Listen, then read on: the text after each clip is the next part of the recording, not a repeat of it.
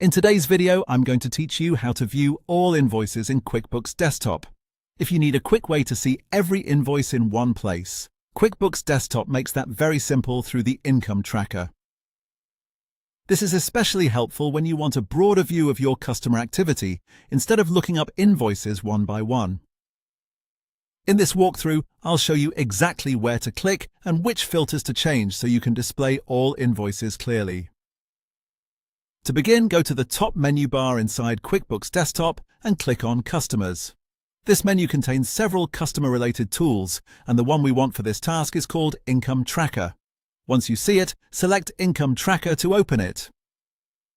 When the Income Tracker window appears, you'll notice that it organizes customer transactions using different filters and status views. This is useful because by default, QuickBooks may only show a limited set of invoices based on status or date range. If you're not seeing everything right away, that usually just means the filters need to be adjusted. First, find the Status drop-down menu. Click on it and then change the selection to All.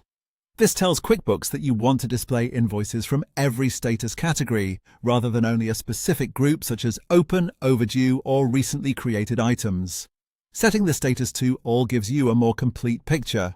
Next, look for the Date filter. Depending on your version or screen layout, this may appear near the top of the Income Tracker window. Change that Date filter to All as well.